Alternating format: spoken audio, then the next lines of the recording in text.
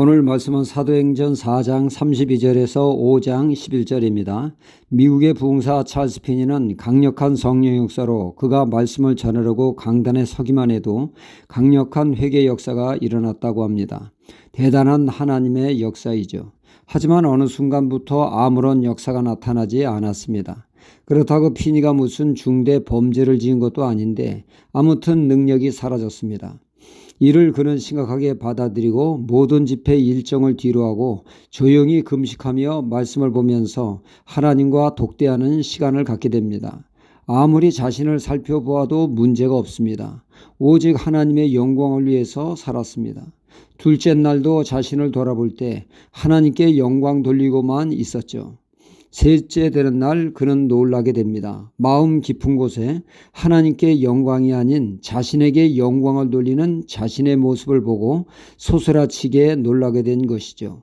어느덧 그 마음의 중심엔 하나님이 아닌 자신이 있었기 때문입니다.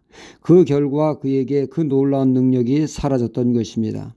이에 피니는 철저히 회개하고 오직 하나님께 영광 돌리는 신앙을 회복하자 예전의 능력이 함께하게 되었습니다. 피니는 평생 이 마음을 유지하여 끝까지 능력을 잃지 않는 하나님의 종으로 기억되고 있습니다. 사람은 외모를 중시하지만 하나님은 그 마음의 중심을 헤아리시는 분이십니다. 어느 아버지에게 시집가지 않은 나이 많은 딸이 있었습니다. 아직 짝을 찾지 못한 딸에게 의미심장한 말을 아버지가 했죠. 딸아, 하나님은 중심을 보시지만 남자는 외모를 본단다. 그러니 대충 머리 깎지 말고 미용실도 가고 제발 가꿔라 라고 했다고 합니다. 비단 남자만 외모를 중시하는 것이 아니라 사람은 다 그렇습니다. 사무엘상 16장에 보면 하나님께서 하나님의 사람 사무엘을 이새의 집으로 보내게 되죠. 그의 아들 중에 하나님이 왕으로 택한 자가 있어 그에게 기름 부으러 가게 된 것입니다. 사무엘이 이새의 큰아들을 보는 순간 그의 외모에 압도를 당하게 됩니다. 생김이 어찌나 수려한지 단번에 왕감이다 탄성을 지르고 있을 때 하나님께서는 말씀하시기를 나는 그를 버렸다 하시며 나 여호와는 중심을 살피신다는 의미심장한 말씀을 하셨습니다. 에레미야 17장 10절에도 나 여호와는 심장을 살피며 폐부를 시험하고 각각 그 행위와 행실대로 보응하나니 말씀하고 있습니다. 사람은 겉모습만 보고 판단하고 하나님은 그 중심을 보고 판단하므로 평가가 엇갈릴 수 있습니다. 사람 보기에는 와 대단하다 하지만 하나님이 보시기에는 아무것도 아닐 수 있다는 것이죠.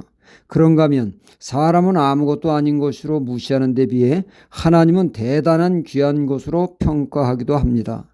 가령 두렙돈을 헌금한 여인의 이야기가 그렇지 않습니까?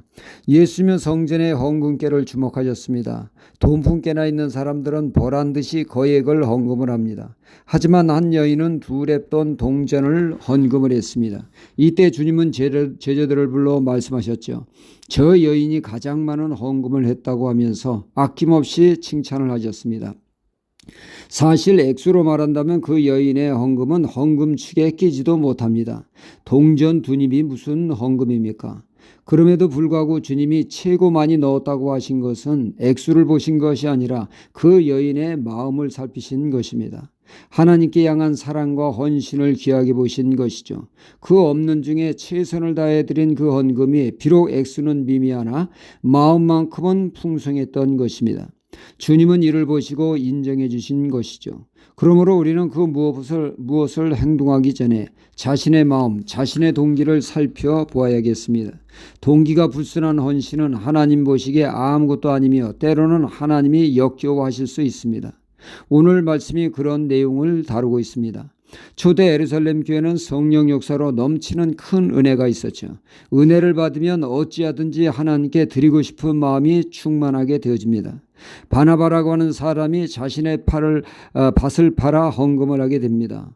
하나님을 사랑하여 아낌없이 하나님께 바치는 모습에 성도들은 다들 그를 존경하게 되죠. 교인들의 인정과 사랑을 받는 이 모습을 보고 아나니와 사피라 부부는 그것이 부러워 그것을 따라하게 됩니다. 그들도 땅을 팔았습니다. 전액을 헌금하고자 팔았으나 막상 팔고 보니, 막상 손에 돈을 쥐고 보니 너무나 아까운 것입니다. 전액 헌금은 도저히 할 수가 없습니다. 그렇다고 헌금하여 교인들에게 인정받는 것 또한 포기할 수 없어 거짓말을 하게 되집니다. 일부의 돈을 전액이라고 속여 헌금하게 된 것이죠. 이에 사도 베드로는 어찌하여 하나님을 속이느냐 책망하게 되고, 하나님의 심판으로 그 자리에서 아나니아가 죽고 이어 부인 삽비라도 거짓말을 하다 급사하는 충격적인 일을 기록하고 있습니다. 기껏 헌금하고 죽은 참국이 벌어진 것이죠. 이는 그들의 마음이, 그들의 동기가 불순했기에 그런 일이 발생하게 된 것입니다. 고로 우리는 무엇을 하든 우리의 마음의 동기가 바른지를 살펴보아야겠습니다. 불순한 동기에서 나오는 것은 결코 하나님이 기뻐 받으시 않으십니다. 이번 아나니와 삽비라 부부의 사건은 우리의 심령과 동기를 살펴보라는 교훈을 주고 있습니다. 할렐루야.